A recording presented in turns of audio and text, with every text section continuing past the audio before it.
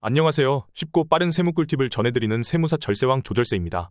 5월은 가정의 달답게 근로자의 날, 어린이날, 어버이날, 석가탄신일 등 많은 일정이 있는데요.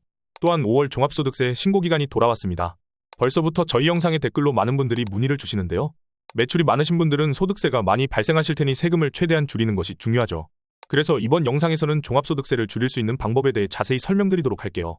이번 영상으로 분명 많은 분들이 적어도 수백만 원에서 많게는 수천만 원까지도 절세할 수 있는 팁을 알아가실 수 있으니 꼭 영상 끝까지 시청해주세요. 먼저 올해 소득세율이 조금 변경되었는데요. 변경된 소득세율에 대해 먼저 알려드릴게요. 소득세율은 소득이 증가할수록 세율이 증가하는 누진세율 구조로 되어 있는데요. 올해부터 소득세 하위 2개 과세표준 구간이 상향 조정되었어요.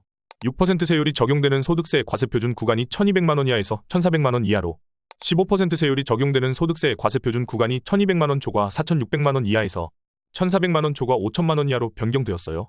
낮은 세율이 적용되는 구간 범위가 더 늘어나서 저소득 사업자들의 세금 부담이 많이 줄어들게 된 거죠. 5천만 원 이하인 경우에만 혜택인가? 라는 생각을 하실 수 있는데요. 그렇지 않아요. 소득세율은 누진세율로 적용되고 누진공제 금액이 증가되었기 때문에 과세표준이 5천만 원 이상인 경우 소득세 54만 원이 절감되는 효과를 누리실 수 있어요. 누진공제금액이란 쉽게 말해서 본인의 소득 중 1,400만 원까지는 6% 적용, 5천만 원까지는 15% 세율, 이런 식으로 각 구간별 세금을 정확하게 적용해주기 위해 일단 본인의 총소득에 해당하는 과세표준 구간의 세율을 먼저 적용하고 초과된 부분을 공제해주는 금액을 말해요. 소득세율 개정사항을 확인했으니 본격적으로 소득세 줄이는 방법에 대해 알아볼게요. 첫 번째는 종합소득세 신고기한 놓치지 않기인데요. 종합소득세 신고기한은 매년 5월 1일부터 5월 31일까지예요. 종합소득세 신고 대상이 신고기한까지 신고하지 않으면 무신고 가산세 20% 또는 부정무신고 가산세 40%가 부과되며 납부기한을 초과할 경우 납부지연일당 0.22% 가산세가 추가로 부과되는데요. 참고로 부정무신고 가산세란 본인의 소득을 알고도 신고를 하지 않는 조세포탈 목적의 고의가 발견되면 그걸 부당행위로 보고 부정무신고 가산세를 적용해요. 종합소득세 신고와 납부기한을 잊지 않고 기한 내에 성실하게 처리하는 것이 그 어떤 절세보다 효과적인 방법이니까 번거롭다고 미루지 마시고 꼭 신고기한을 놓치지 마셔야 해요. 두 번째는 경조사비와 영수증 잘 챙기기인데요. 사업과 관련하여 거래처 등의 경조사비 사유로 지출하는 경우 건당 20만 원까지 접대비 성격으로 비용 처리가 가능한데요. 많은 분들이 종이 청첩장은 시간이 지나면 버리고 모바일 청첩장을 받은 뒤 저장을 하지 않아 비용 처리를 제대로 적용받지 못하시는 경우가 많기 때문에 잘 챙기셔야 해요. 이건 진짜 꿀팁인데 청첩장만 제출하면 건당 20만 원까지 인정해주니까 평소 모바일 청첩장 캡처 사진이나 종이 청첩장 사본을 버리지 말고 잘 챙겨두세요. 그럼 직장 동료나 지인 경조사비도 비용 처리 가능한가요? 라고 물어보시는 분들이 계신데 원칙적으로는 사업과 관련된 거래처 한정이에요. 하지만 국세청에서 일일이 확인이 힘들기 때문에 지인이나 가족 경조사비까지 제출하는 식으로 남용하는 사장님도 종종 계시더라고요. 경조사 비용이 터무니없이 많을 경우 국세청으로부터 의심을 살 수도 있으니 이를 너무 남용하지는 말아주세요. 이와 비슷한 맥락으로 누락된 영수증을 잘 챙기셔야 하는데요. 요즘은 모든 증빙들이 전산화가 되고 있어 누락될 일이 많이 없어지는 추세지만 종이로 발급된 간이영수증, 퀵비, 관리비 등 세금 계산서를 발행해주지 않아 전산으로 조회가 되지 않는 비용들은 증빙을 챙겨놓지 않으시면 지출하고 비용 처리가 어렵기 때문에 꼭 챙겨주셔야 해요. 세금 신고할 때 따로 제출하지는 않지만 이후 국세청에서 소명 요청이 올 경우 대비하기 위해 이미지 파일로 스캔을 하는 등의 방식으로 잘 보관해두세요. 세 번째는 적격 증빙 수취하기예요. 현금으로 비용을 지출하는 경우 지출을 입증할 수 있는 자료가 없기 때문에 세법에서는 3만 원이 초과되는 거래에 대해서는 적격 증빙 수취를 요구하는데요. 적격 증빙으로는 세금 계산서, 신용카드 매출 전표, 현금 영수증이 있어요. 적격 증빙을 받지 않은 지출분에 대하여 필요 경비로 인정받으려면 사업 관련 지출임을 입증하기 위해 대금 지급 증빙이나 계약서, 상대방 인적사항 등을 제출해야 해서 증빙 과정이 상당히 번거롭고 까다로우며 증빙 불비가산세 2%를 부담해야 하기 때문에 적격 증빙을 잘 수취해서 가산세를 내지 않는 게 좋아요. 카드 결제 시 부가세 10%가 더 붙는다거나 현금 결제 시 할인을 해준다는 명목으로 현금 거래를 유도하는 곳들이 많이 있는데요. 당장은 저렴하게 물건을 구입한다고 생각해서 그냥 현금 결제를 하는 경우가 많을 거예요.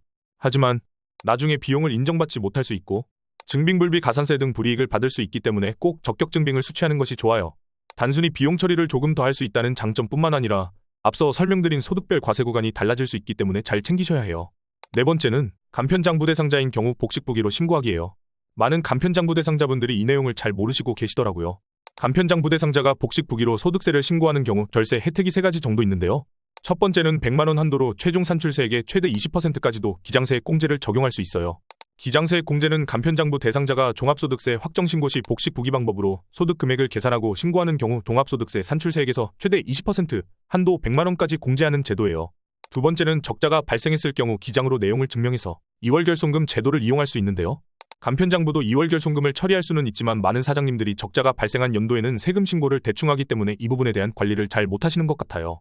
결손금이란 사업을 운영하면서 발생되는 손실 금액을 말해요. 이러한 결손금이 다음 연도로 2월 되는 것을 2월 결손금이라고 해요. 손실이 나면 많은 분들이 어차피 이번 연도에 세금을 안 내도 되기 때문에 세금 신고를 대충 하시는 경우가 정말 많으신데요. 사업이 처음부터 수익이 나면 좋겠지만 시간이 흐르면서 수익이 나는 경우가 대부분이라서 사업 초기의 비용들을 잘 정리해서 결손금으로 관리하고 훗날 수익이 발생할 때 공제를 받을 수 있어요. 많은 분들이 사업 초기에는 수익이 나지 않아 세무대리인에게 지출하는 수수료가 아깝다고 생각해서 대충 신고하시는데요. 세무수수료보다 아낄 수 있는 세금이 훨씬 많으실 텐데 세무사 입장으로서 항상 안타깝게 생각하고 있어요. 세 번째는 감가상각비, 퇴직급여 등을 비용으로 인정받을 수 있는데요. 간편장부 대상자라고 하더라도 비품, 차량 등 자산을 취득하게 되실 텐데요.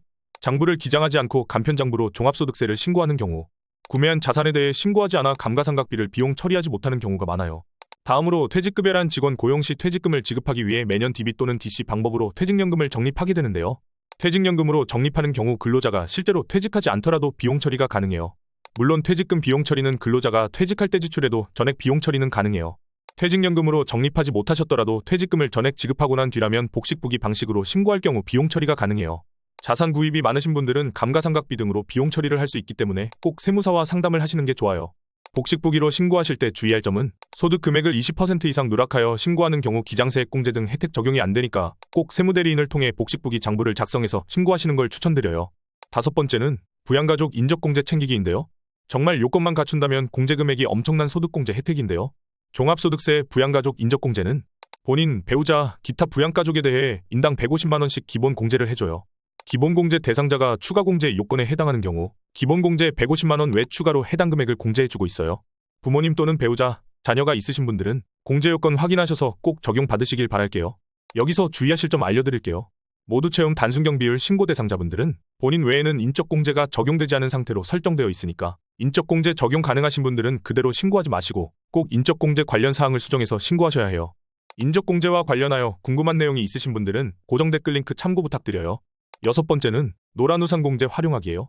노란우산공제에 대해 어떤 내용인지 모르는 분들이 많으실 테니 간단하게 설명드릴게요. 근로자는 근로기준법에서 정하는 퇴직금 제도가 있지만 사장님의 경우 사업을 철수하거나 폐업하는 경우 퇴직 후 생활 안정을 보장받기 어렵기 때문에 보완하기 위해 만들어진 사장님들을 위한 퇴직금 제도라고 생각하시면 될 것 같아요. 노란우산공제의 혜택은 복리이자 적용, 희망장려금, 무료상해보험 소득공제 등 다양한데요. 종합소득세를 줄이는 소득공제 혜택에 대해 조금 더 자세히 설명드릴게요. 소득공제 혜택은 사업주의 퇴직금 적립액으로 세금을 공제받을 수 있는 제도예요. 대표자의 퇴직금 적립도 좋은 혜택인데 소득공제까지 받을 수 있으니 정말 좋은 제도예요. 납입한 부금에 대해 연간 최대 500만원까지 소득공제 혜택을 받을 수 있어요. 노란우산공제는 6개월 이상 납입하는 경우 중도에 해지하더라도 90% 금액을 돌려주고 있고 월 납입 금액이 최소 5만원에서 최대 100만원까지 1만원 단위로 선택할 수 있어요. 부담스러운 금액은 아니니 소득세를 줄이고자 하는 분들은 잘 확인해보시고 가입하시는 걸 추천드려요. 일곱 번째는 연금저축 가입하기인데요. 연금저축 세액공제는 정부가 노후생활 구축을 위해 세제 혜택을 통해 연금재원을 확대하기 위해 도입된 제도예요. 올해부터 연금저축 세액공제 제도가 변경되었는데요. 작년까지는 50세를 기준으로 세액공제 한도가 구분되어 있었지만 올해부터는 나이 기준을 없앴어요. 연금계좌 세액공제 한도는 나이나 소득 상관없이 최대 연 900만원까지 공제되고 세액공제율은 소득에 따라 차이가 있으니 참고하시기 바랄게요. 연말정산이나 종합소득세 신고대행을 진행하다 보면 엄청난 혜택을 가입하지 않으신 분들이 정말 많아요. 근로소득자 입장에서는 환급받는 방법 또는 사업자 입장에서는 절세하는 방법 중 가장 쉽고 세액 공제액이 큰 제도라고 생각되는데요. 아직 가입하지 않으신 분들 중 세금 혜택 받으시려는 분들은 빠르게 가입하시기 바랄게요. 오늘 내용은 여기까지예요. 마지막으로 사업자들 분들께 한 가지 당부 말씀드리도록 할게요. 종합소득세가 많이 발생하게 되면 세금 내기 정말 아깝기 때문에 종합소득세를 줄이기 위해 가공세금 계산서를 발행 또는 발급 받으시는 분들이 있으신데요. 언젠간 무조건 적발될 수밖에 없으니 금액이 크던 작던 주위에서 요구하시더라도 절대로 하지 않으시길 바랄게요. 모든 일들이 그렇듯이 처음이 어렵지 한 번 하게 되면 두 번, 세 번은 어렵지 않으니까요. 적발되면 세무조사로 이어져서 사업에 큰 영향을 끼치게 되니까 저희 유튜브 채널이나 세무대리인과 합법적으로 세금을 줄일 방안을 함께 논의해보시는 게 좋은 방법이라고 생각돼요. 합법적으로도 절세할 수 있는 방법은 너무 많거든요. 종합소득세 신고 관련해서 추가적으로 궁금하거나 보다 자세한 상담을 원하시는 분들은 댓글 링크로 문의 주시면 절세할 수 있는 방법에 대해 최대한 고민하고 친절하고 자세하게 답변 드릴게요. 종합소득세 줄이는 법을 놓치지 마시고 모두 절세하시길 바랄게요. 지금까지 긴 영상 시청해주셔서 감사합니다. 이번 영상으로 여러분은 1000만원 이상 종합소득세를 줄이는 팁을 배우셨어요. 다음 영상에서도 어려운 세무 지식을 핵심만 쉽고 간결하게 정리해서 현명하게 절세할 수 있는 다양한 꿀팁들을 알려드릴게요. 끝까지 시청해주셔서 정말 감사합니다. 구독과 좋아요, 알림 설정으로 돈 버는 세무 상식을 놓치지 마세요.